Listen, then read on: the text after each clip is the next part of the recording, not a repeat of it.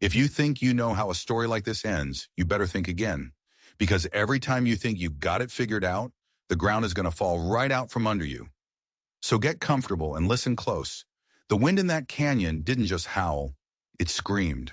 It was a dry, angry sound, the kind that scrapes the soul raw and promises nothing but trouble.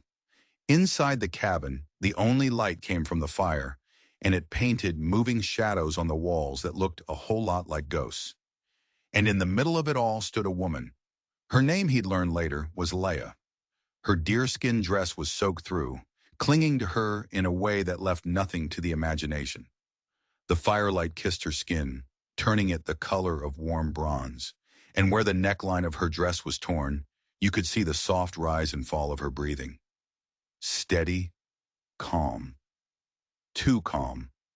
Caleb Thorne stood frozen in the doorway, the rain dripping from his worn-out coat. His eyes locked on her. He'd lived in this cabin alone for 5 years. 5 years of silence.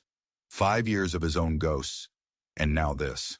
A woman who looked more like a storm than the one raging outside. She turned her head, slow and deliberate, and her eyes met his. They weren't scared eyes. They weren't pleading. They were dark and hard like river stones, and they held a challenge, a dare. Her fingers, long and graceful, brushed against the rough wood of his table. A simple gesture, but it felt loaded, like a pistol being cocked. Caleb's jaw went tight as a rusted bolt.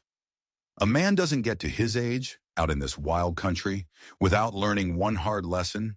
Nothing good ever comes easy, and nothing beautiful ever comes without a price. A woman like her, with a look like that, doesn't just stumble into a man's life by accident. Not out here. She was brought by the storm, or maybe she was the storm. And the real question wasn't what she was doing in his cabin.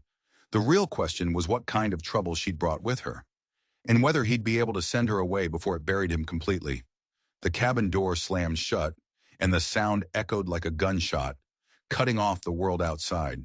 For a moment, there was only the sound of the rain on the roof and the crackle of the fire, and the heavy, unspoken thing that hung in the air between them.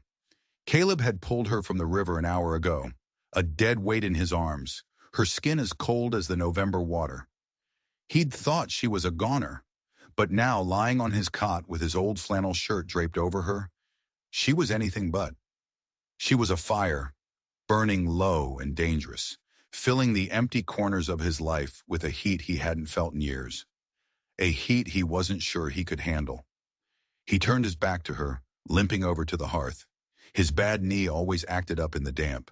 He struck a match, his hand not quite steady, and the flames sputtered to life, slow and uncertain.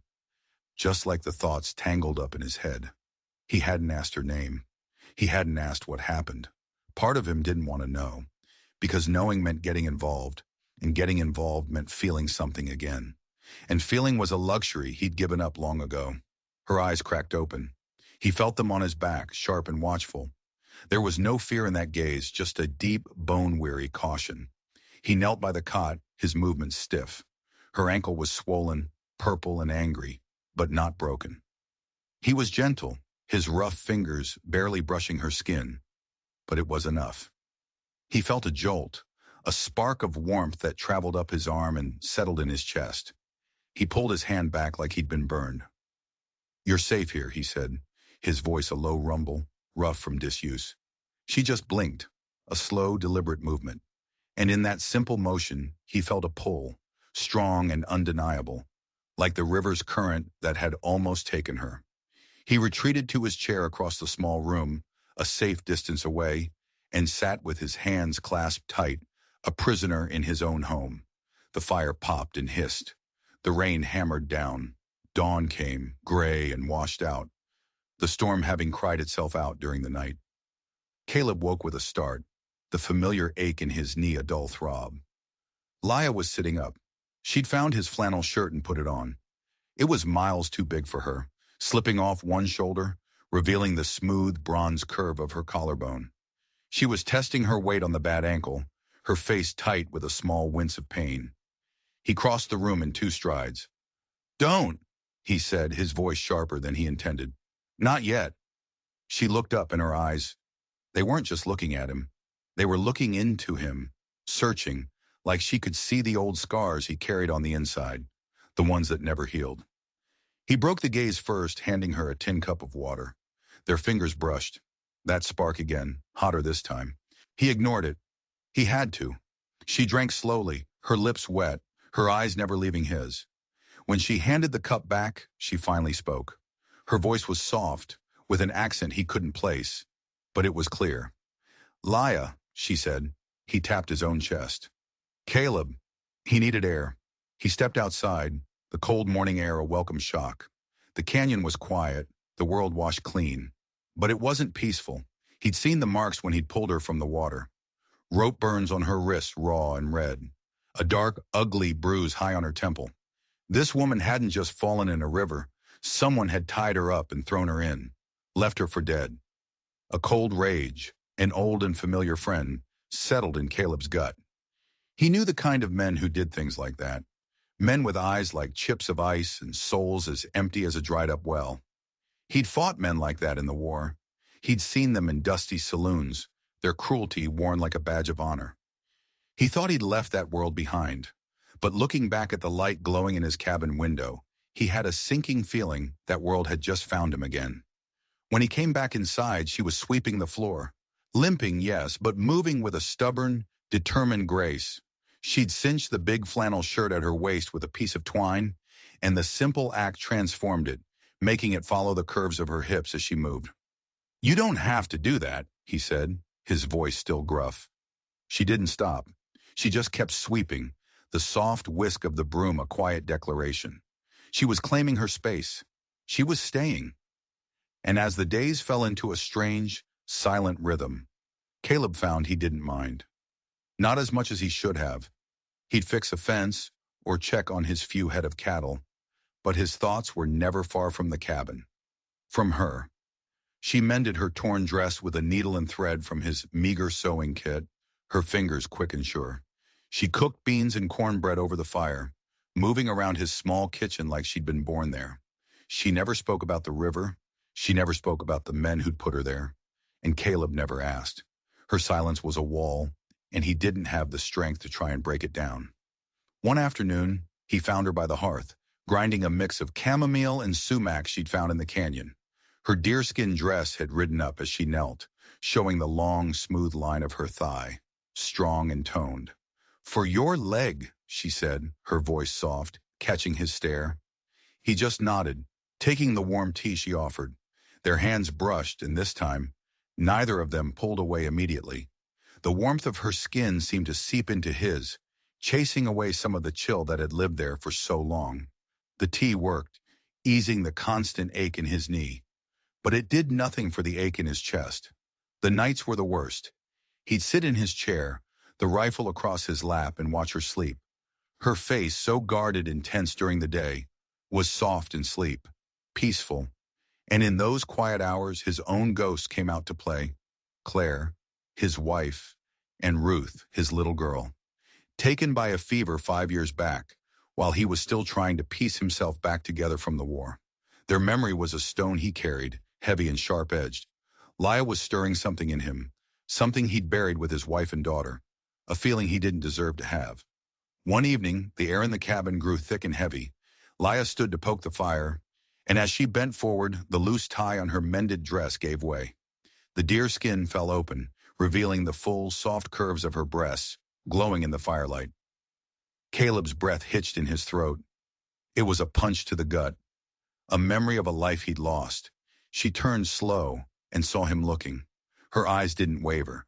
They held his, bold and challenging. He stood up, the wooden legs of his chair scraping against the floor. He crossed the room, each step a battle against himself. His hand hovered over her arm, trembling slightly. "You don't owe me anything," he rasped, the words feeling clumsy and thick in his mouth. She stepped closer, so close he could feel the warmth radiating from her skin. Her breath was a warm puff against his neck as she leaned in.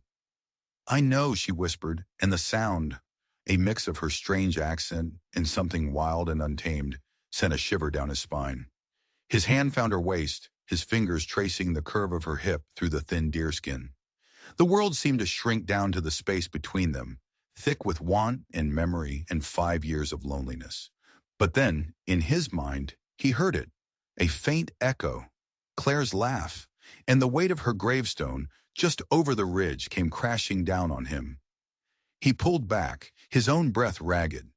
I can't, he said, and the words broke, shattering the spell between them. Laya's eyes, which had been dark with desire, softened. There was no hurt in them, only a deep, quiet understanding that scared him more than the wanting had. She took a step back, her silhouette framed by the fire, leaving the space between them cold and empty again. But as she turned away, he saw something glint in the firelight, tucked into the waistband of her dress. It was small, metal, and strangely shaped. It wasn't hers. It wasn't Apache. It looked like a key, a very specific, very ornate key, and Caleb had a sudden, terrible feeling that the trouble Leia had brought to his door was far more complicated than a few angry men. That key didn't belong in this canyon. It belonged in a town. It belonged in a lock.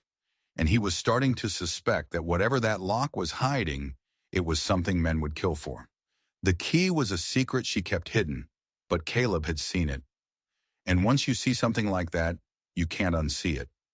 It was there, a glint of brassy metal against her dark deerskin every time she moved a certain way. It was a question mark hanging in the air between them, more potent than any unspoken desire. He tried to ignore it. He told himself it was none of his business. He was a man who'd made a career out of minding his own business, of keeping his head down. But every time he looked at her, at the quiet strength in her eyes, at the fading bruise on her temple, he knew he was lying to himself. He was already involved. The night he'd pulled back, the night Claire's ghost had stood between them, something had shifted. The want hadn't gone away. It had just changed. It was deeper now, tangled up with a fierce, protective urge that felt dangerously close to hope. He'd watch her from the porch as she moved about her morning chores, her bare feet tough against the frosty ground. She was no fragile flower. The way she handled an axe, splitting kindling with sure, efficient strokes, told him that. The way she'd skinned a rabbit for their stew, her hands steady and practiced, told him she was a survivor. But survivors have scars and secrets.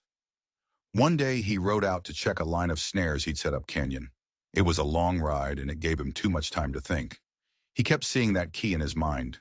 It wasn't just any key. The head of it was shaped like a bird, a hawk or an eagle, with intricate feather patterns etched into the metal. It was the mark of a craftsman, a locksmith from a city. What was a woman like Leia doing with a key like that? When he got back to the cabin, the air was different, tense. The door was barred from the inside. He called her name, his hand resting on the butt of his pistol. After a long moment, the bars scraped back and the door opened a crack. Leia stood there, her face pale, her eyes wide. In her hand, she held his rifle. Someone was here, she whispered, her voice tight. He pushed his way inside, his eyes scanning the small space. Nothing seemed out of place. How do you know? He asked, his voice low.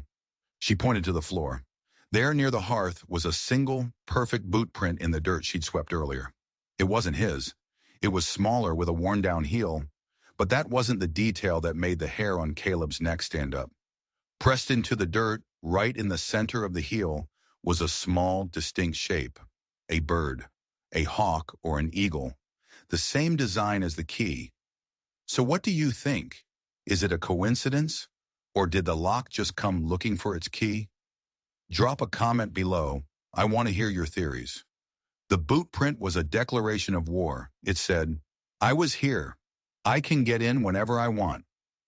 I know what you have. Caleb felt a cold dread mixed with the hot fury in his gut. He looked at Leia. The fear in her eyes was gone, replaced by that hard, riverstone resolve he'd first seen. She wasn't just a victim anymore. She was a target, and by pulling her from that river, he'd painted a target on his own back. Who are they, Leia? He asked, his voice quiet but insistent. She finally broke her silence. Her story came out in bits and pieces, a fractured tale of greed and violence. Her people, a small, peaceful band of Apache, had lived in the high canyons for generations. Then the miners came, led by a man with a soul as black as the coal he dug from the earth. a man named Silas Blackwood. Blackwood wanted the land. He wanted the silver that was rumored to be veined through the mountains. He'd tried to buy it. He tried to scare them away. When none of that worked, he'd sent his hired guns. They'd come at night, burning and killing. Laya's family was gone. She'd escaped the massacre, but not before grabbing the one thing that could stop Blackwood: the key. It wasn't for a door, she explained. It was for a safe deposit box in the bank in the town of Redemption, the dirty, sprawling mining town that Blackwood owned, lock, stock, and barrel. Inside that box was a treaty, an old, forgotten treaty signed by a territorial governor decades ago, granting her people ownership of the entire valley, the mountains, everything. It was ironclad proof that Blackwood was a thief and a murderer. They didn't just throw me in the river, she finished, her voice barely a whisper. They were taking me to Blackwood. I got away, I jumped. Caleb's mind was reeling. This was bigger than a few rough men. This was a conspiracy. Silas Blackwood was a name he knew, a man who'd built an empire on the backs of broken men, a man whose influence stretched all the way to the state capitol. And that boot print, that hawk emblem, it was Blackwood's personal mark. He branded his cattle with it, his mining equipment, everything, and his men, his most trusted, most ruthless enforcers. They were called the Hawks. That night the storm came back, lashing the small cabin with a furious intensity. It was as if the sky itself was raging against the injustice of it all. Laya sat by the fire, the key now on a leather thong around her neck, resting against her skin, a constant, heavy reminder. Caleb was cleaning his rifle, the familiar, methodical movements, a small comfort in the chaos. The air between them was different now. The secrets were out. They weren't just a man and a woman anymore. They were allies, fugitives. She came to him, her bare feet silent on the wood floor. She knelt in front of him and took the cleaning rag from his hands.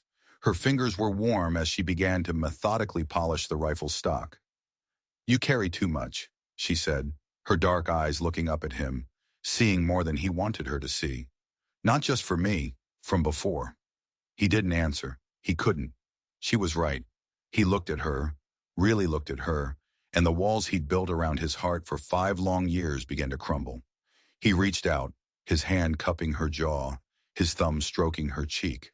The pull was too strong to fight this time. He leaned in and kissed her.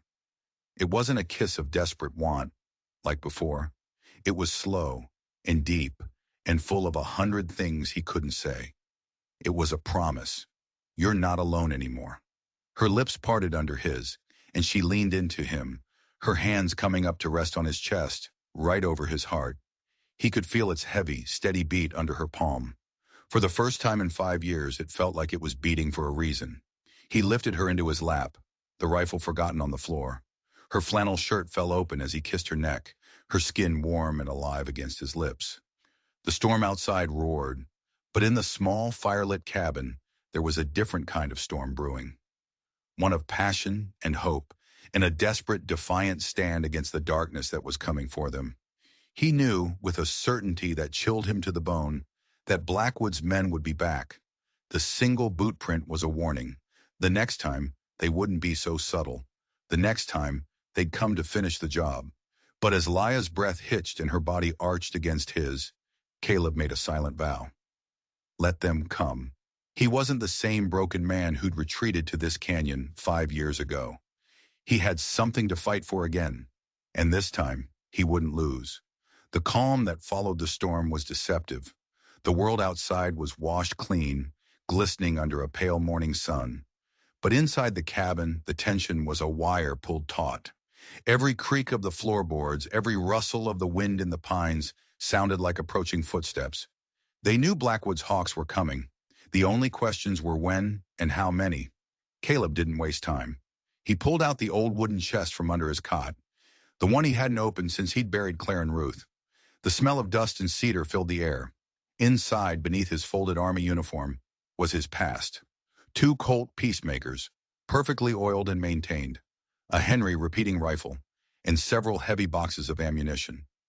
Laya watched him, her eyes wide. She'd seen the quiet homesteader. Now she was seeing the soldier he used to be. "We can't stay here," she said, her voice low. They'll burn us out. We're not running, Caleb replied, his voice flat and cold. I ran once.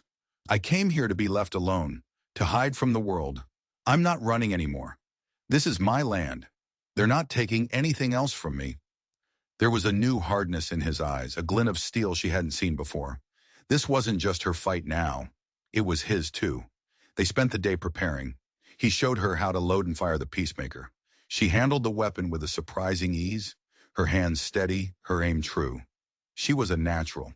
While he reinforced the door and shuttered the single window, she disappeared into the canyon. She came back hours later, her arms full of plants and roots he didn't recognize. She began grinding them into a dark, sticky paste. What's that for? He asked.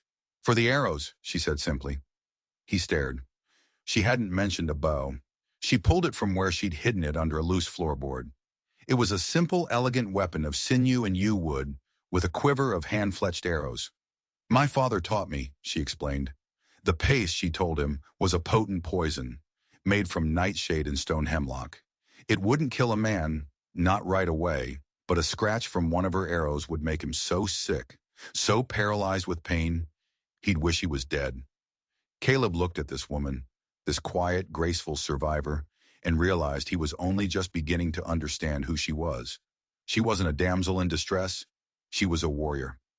As dusk began to settle, casting long, menacing shadows across the canyon floor, they came. Not a full-on assault, something smarter, more sinister. A single rider approached, a white flag tied to his saddle horn. He stopped 100 yards from the cabin. It wasn't Blackwood. It was a man Caleb recognized, a man from his past, a man he'd served with in the war. His name was Jedediah Kane, and he'd been Caleb's friend. Or so he'd thought. Jed was one of Blackwood's hawks now, his face harder, his eyes colder than Caleb remembered. Caleb! Jed shouted, his voice echoing in the quiet canyon. I know you're in there. Blackwood just wants the girl and the key. He's a reasonable man. He'll let you walk away. He knows about your loss, man. He sympathizes. Give us the girl, and you can go back to your quiet life. Caleb's hand tightened on his rifle. This was a new kind of cruelty, using his grief, his past, as a weapon against him.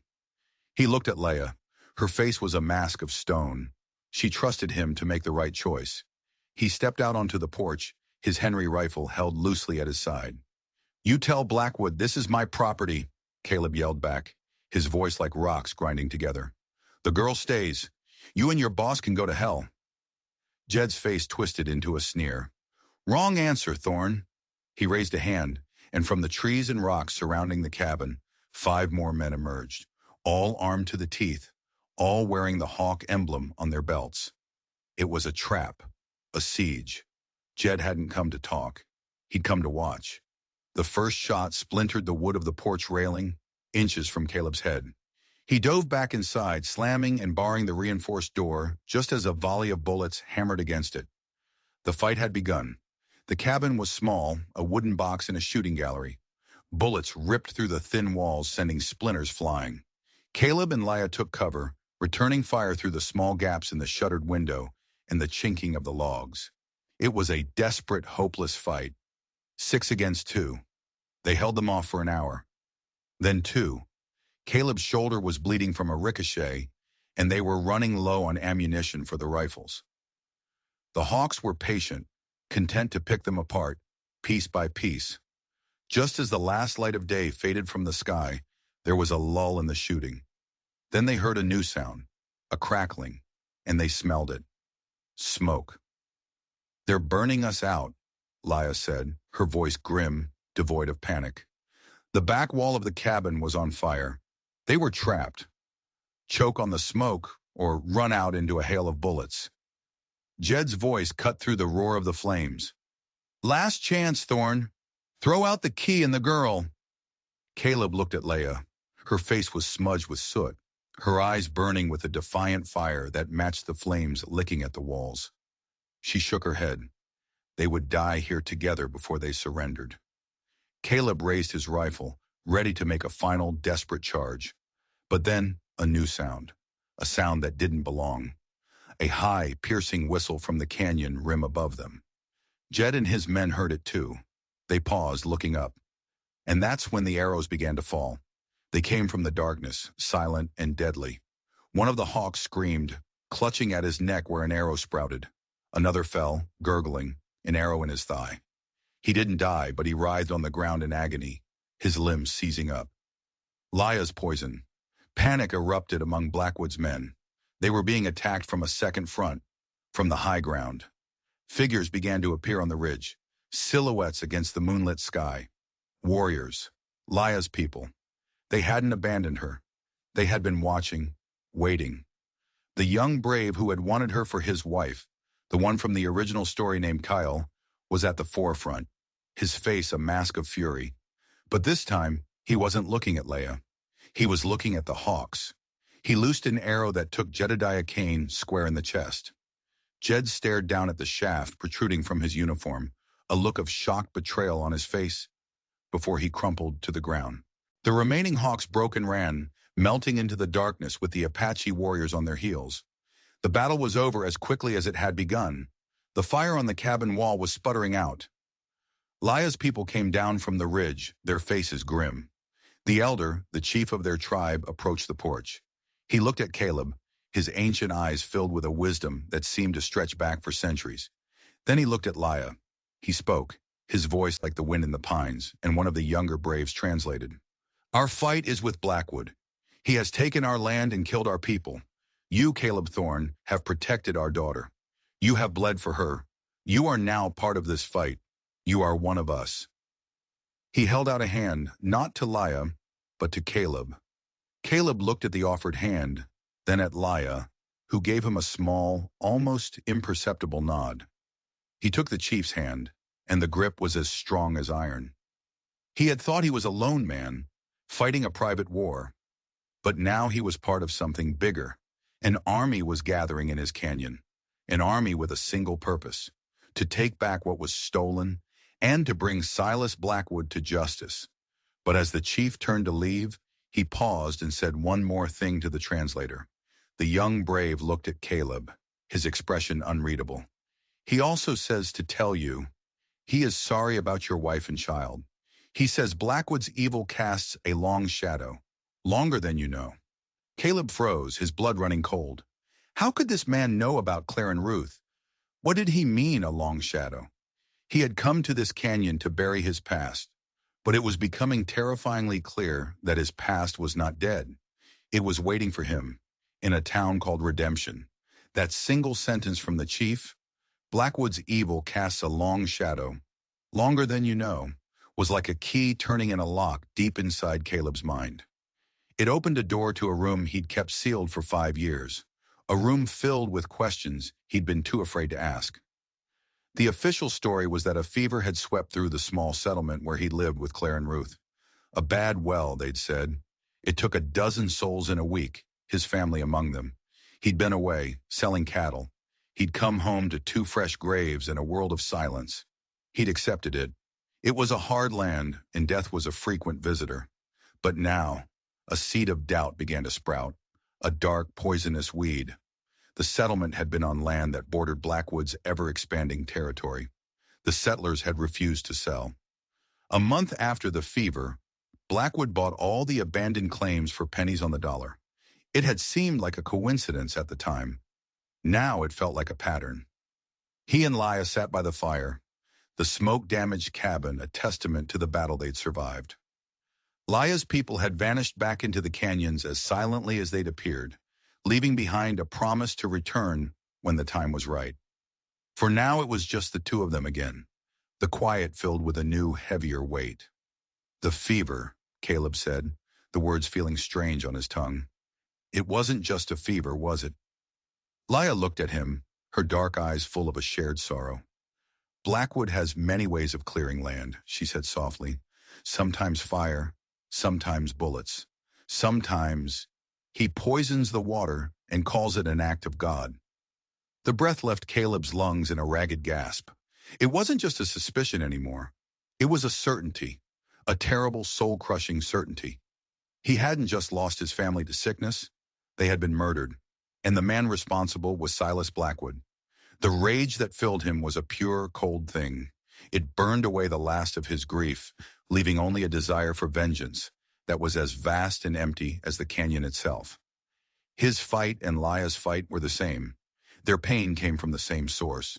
He reached out and took the key that hung around her neck, his fingers closing over the cool metal. "This doesn't just get your land back," he said, his voice a low, dangerous growl. "This is going to burn him to the ground." Their plan was insane, suicidal even. They couldn't storm the town of Redemption.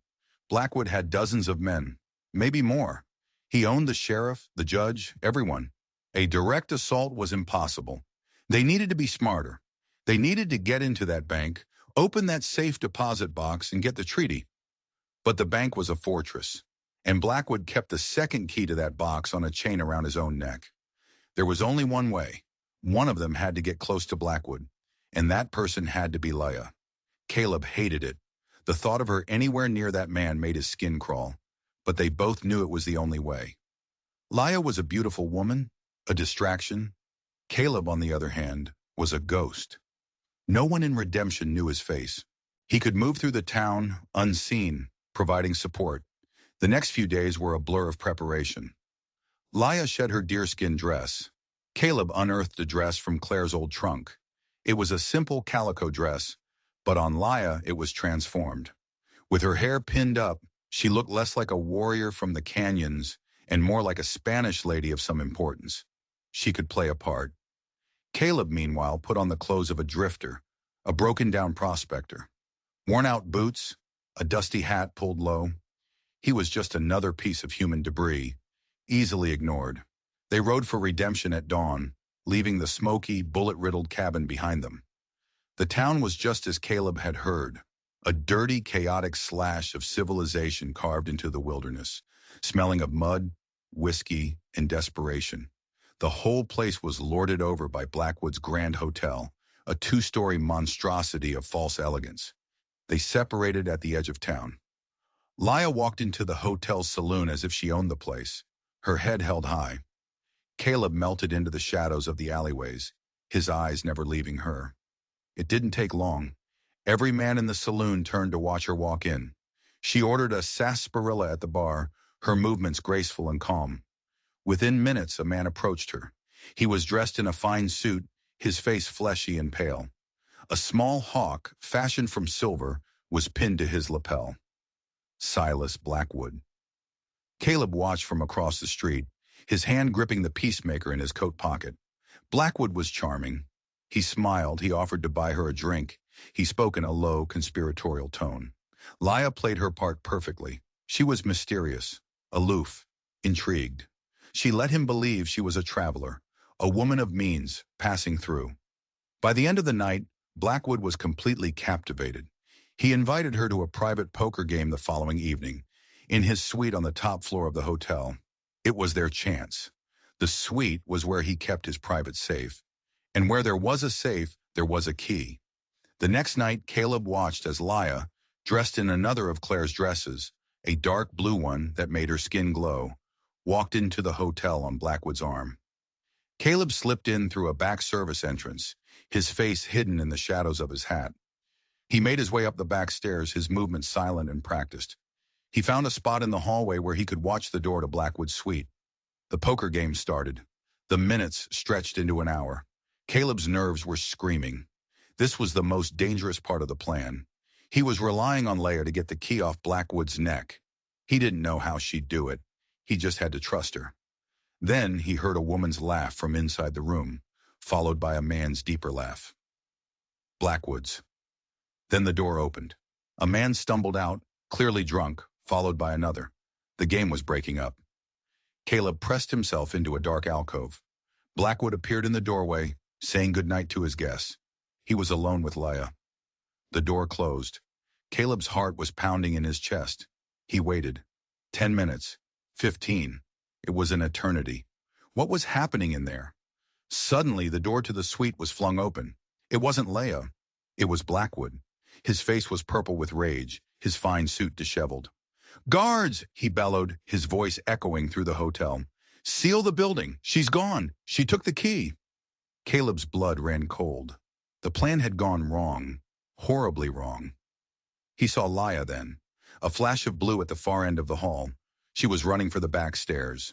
But two of Blackwood's hawks were already rounding the corner, cutting her off. She was trapped. She turned her back to a large window that overlooked the muddy street 2 stories below. She had the key clutched in her hand. Blackwood started walking toward her, a slow, menacing predator. "There's nowhere to run, little thief," he snarled. "You should have just taken my money, but you got greedy." Leah looked at the men closing in on her. Then she looked at the window. Then her eyes met Caleb's down the long hallway. It was a look of desperation, of apology, and of resolve. Before Caleb could even move, before he could draw his gun, she did the last thing he ever expected. She turned, and with a defiant cry, she threw herself through the window. There was a sickening crash of shattering glass, followed by a collective gasp from the men in the hall. Caleb rushed to the broken window, his heart in his throat, expecting to see her broken body on the street below. But she wasn't there. Instead, there was a large wagon full of hay and laundry that had been parked directly beneath the window. She had timed it. She had planned it. She was climbing out of the wagon, bruised but alive, and breaking into a run. But Blackwood was already screaming orders, sending his men pouring out of the hotel. The entire town was erupting into a manhunt. She had the key, but she was 100 yards away from him, and the whole town was now between them. And Caleb had a horrifying realization. They had gotten one key, but there were 2 locks, one on Blackwood's neck and one on the bank vault. They had only solved half the problem, and in doing so, they had brought the whole damn hornet's nest down on their heads. The town of Redemption exploded into chaos. Men with guns poured out of the saloon, their faces a mix of drunken confusion and bloodlust. Blackwood stood at the broken window screaming, $1,000 to the man who brings me her head. The promise of money turned the mob into a pack of wolves.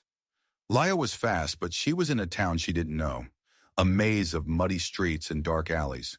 She was a single desperate runner in a sea of hunters. Caleb couldn't get to her, not directly. He was still on the second floor of the hotel, and the stairways were now swarming with Blackwood's men. He was cut off, trapped, but he had one advantage. He was still a ghost. In the panic, no one had noticed the quiet drifter in the dusty hat. He had to create a diversion, something big, something that would pull the hunters away from their prey. His eyes scanned the hallway. At the far end was a storage closet. He slipped inside, closing the door behind him.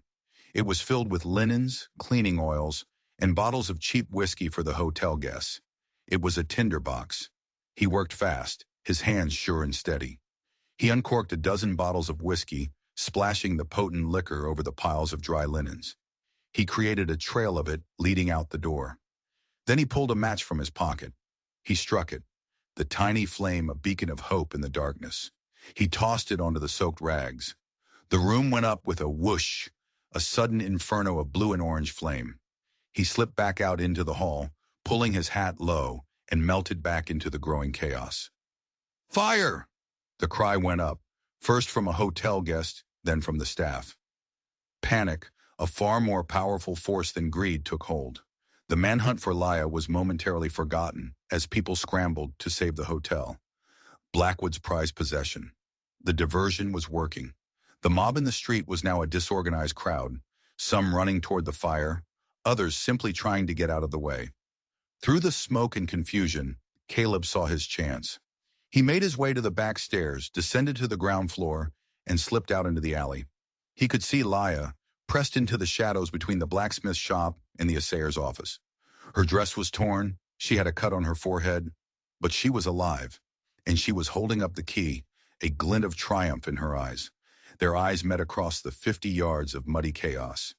He gave a short, sharp nod. The plan was back on. The bank. The bank was at the opposite end of the main street. It was a solid brick building, its windows barred, its door made of reinforced oak. By now, the fire at the hotel was raging out of control, painting the night sky a hellish orange. It was the perfect cover. They moved separately, using the panicked crowds and deep shadows to their advantage. They met at the back door of the bank. It was locked, of course, a huge industrial padlock. But Caleb had come prepared. From his boot, he pulled a small, thin piece of steel, a lockpick he'd acquired during the war. His hands were shaking, from adrenaline or fear, he wasn't sure. "They'll be here any second," Leia whispered, her eyes scanning the street. The lock was stubborn, old and rusted. Caleb cursed under his breath, sweat beading on his forehead. He could hear shouting from the street. The mob was starting to reorganize. Someone must have realized the fire was just a diversion. Then a click, so soft it was almost lost in the noise of the night. But it was the most beautiful sound he'd ever heard. The lock sprang open. They slipped inside, into the cool, silent darkness of the bank. It smelled of paper and money and iron. The vault was at the back of the room, a massive circular door of polished steel, covered in dials and levers. It was impenetrable, but they didn't need to open the vault. To the side, set into the thick brick wall, was a panel of small brass-fronted drawers, the safe deposit boxes, box number 73. The number was etched into Leia's memory. There were 2 keyholes. She inserted Blackwood's key, the one shaped like a hawk. It turned smoothly. Now for the second lock. Caleb reached into his own pocket and pulled out the simple, ornate key he had seen tucked into Leia's waistband the day he'd saved her. The key that had started it all. He slid it into the second lock.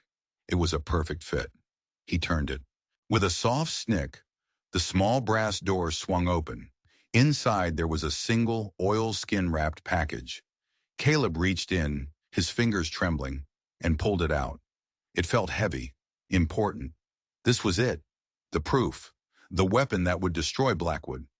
But as he turned the oilskin package in his hand, they heard a sound that made their blood freeze. The scrape of a key in the bank's front door lock. They weren't alone. The door swung open, and a figure was silhouetted against the fiery glow from outside. It wasn't Blackwood. It wasn't one of his hawks. It was the town sheriff, a portly man with a droopy mustache named Sheriff Brody. He held a lantern in one hand and a shotgun in the other. He wasn't supposed to be here. He was supposed to be in Blackwood's pocket. "Evening, folks," the sheriff said, his voice calm. But the twin barrels of the shotgun were pointed right at Caleb's chest. "That's a private box you're opening. I'm afraid I'm going to have to place you under arrest." Leia moved slightly, ready to fight, but Caleb put a hand on her arm. Something was wrong. The sheriff wasn't looking at them with malice. He was looking at them with something that looked suspiciously like relief. "Took you long enough," Sheriff Brody said, a wry smile playing on his lips. He lowered the shotgun.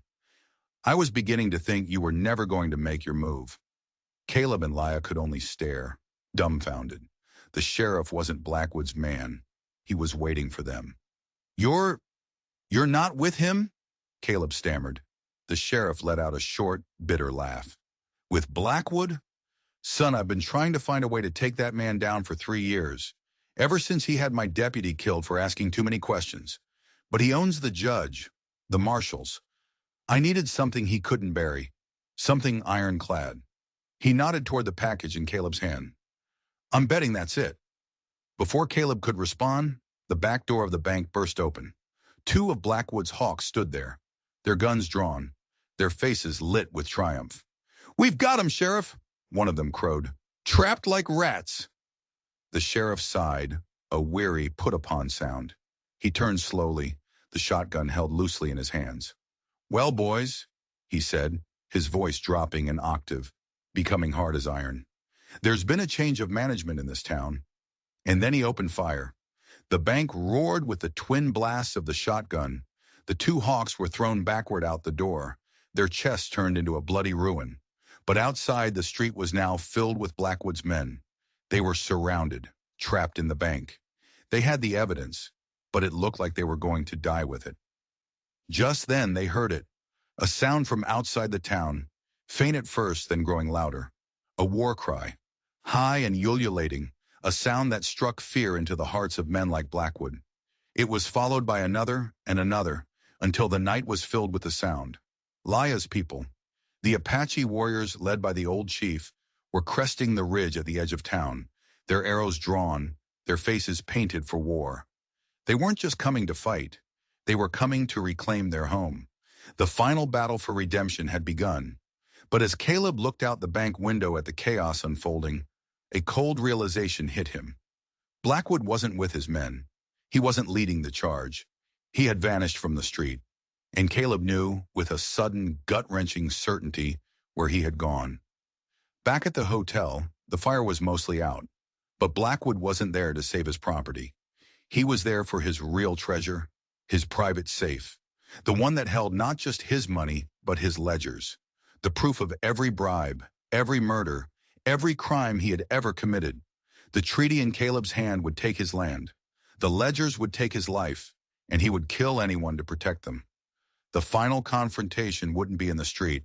It would be in the smoldering ruins of the hotel, just him and Blackwood. A reckoning 5 years in the making. The battle for redemption was not a battle, it was a cleansing. Laya's people descended from the hills like a force of nature, a silent, deadly wave that washed over Blackwood's hired guns. The townsfolk, who had lived under Blackwood's thumb for years, either hid in their homes or joined the fight, their pent-up rage finally unleashed. Sheriff Brody, Leia, and Caleb used the chaos to slip out of the bank.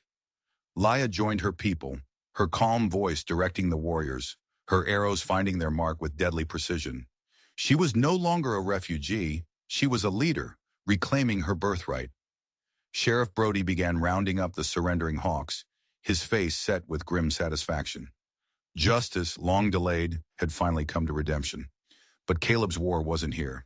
He broke away from the main fight, the oilskin package tucked securely inside his coat, and ran toward the hotel.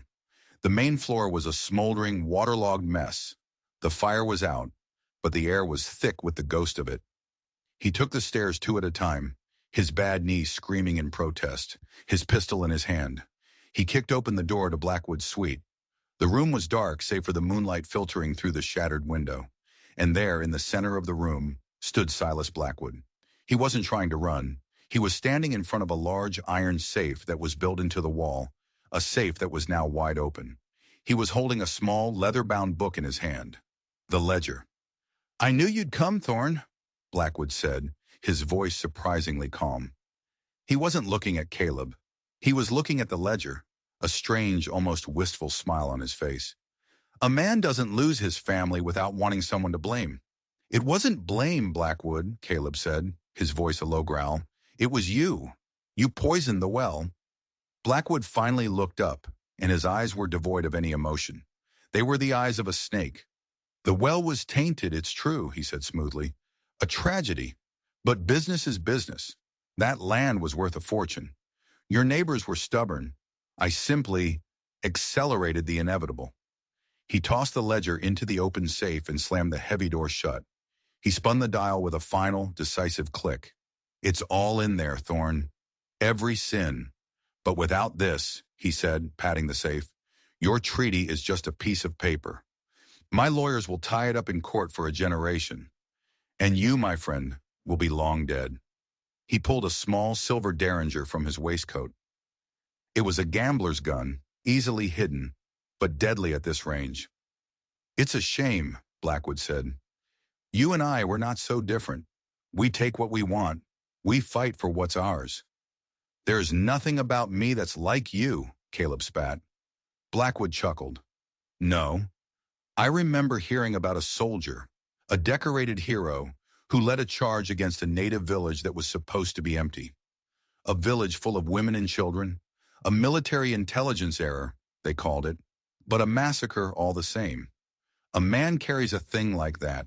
It hollows him out, makes him do things, like run away and hide in a canyon." Caleb froze. The words hit him harder than any bullet. It was his deepest shame, the secret he had carried from the war. The ghost that had haunted him long before Claire and Ruth had died. How could Blackwood know that? "I do my research, Thorne," Blackwood said, seeing the shock on Caleb's face. He raised the derringer. "Don't worry. You'll see your family soon enough." But as he spoke, his eyes flicked for a split second to something behind Caleb. It was an old trick, the oldest in the book. But in his rage and shock, Caleb fell for it. He turned his head just a fraction of an inch. It was all the time Blackwood needed. He fired the derringer. The shot was a small pop, but the pain was a white-hot explosion in Caleb's shoulder, the same one that had been grazed before. His arm went numb, and his peacemaker clattered to the floor. He staggered back, clutching the wound. Blackwood smiled, a true venomous smile, and leveled the derringer for the killing shot. But a shadow detached itself from the doorway behind him. A shadow with dark, flowing hair and eyes that burned with cold fury. Laya. She hadn't stayed at the battle. She had followed him. In her hand was not her bow, but a long, wicked-looking skinning knife. Blackwood heard her a second too late. He turned, his eyes widening in shock. She moved with a speed that was terrifying, a blur of motion. The knife flashed once, a silver arc in the moonlight. Blackwood made a soft, surprised sound, a little "oh." He looked down. The handle of the knife was protruding from his chest, right where his heart should be. He looked back at Laya, his eyes full of disbelief. Then he crumpled to the floor, dead before he hit the ground. Silence descended on the room, broken only by Caleb's ragged breathing. Laya rushed to his side, her face a mixture of fear and relief. "I told you," Caleb managed to say through a pained grin. "We're in this together." The fight was over. Really over. With Blackwood dead and Sheriff Brody in possession of the treaty, the town of Redemption was finally free. Laya's people came down from the mountains, not as raiders but as neighbors, to reclaim the land that was rightfully theirs. The open safe held all the proof Brody needed to unravel Blackwood's entire criminal empire. The town began to heal. Weeks later, Caleb and Laya stood on the ridge overlooking the canyon, their canyon. The bullet-riddled cabin had been repaired, the smoke stains scrubbed away. It was a home now, not a hideout. Laya's hand rested on her stomach, a small, gentle curve just beginning to show. A new life, a new beginning, born from the ashes of the old. Caleb put his good arm around her, pulling her close. The ghosts were still there. Claire, Ruth, the women and children from that village long ago. They would always be a part of him. But they were quiet now. Their whispers had been drowned out by the sound of a new future. He looked at Laya, at the fierce, beautiful warrior who had saved him in more ways than one. And for the first time in a very long time, Caleb Thorne felt whole. He was a man who had lost everything, who had run from the world, only to find everything he ever needed right here, in the heart of this wild, unforgiving, beautiful land. This has been one incredible journey, and if you felt every twist and every turn, do me a favor. Hit that like button like it's a stubborn lock you're trying to open. And drop a comment below letting me know which character's ghost you think haunted Caleb the most. Most importantly, if you want more stories that will keep you on the edge of your seat, make sure you subscribe and hit that notification bell. You won't want to miss what's coming next. Thanks for listening.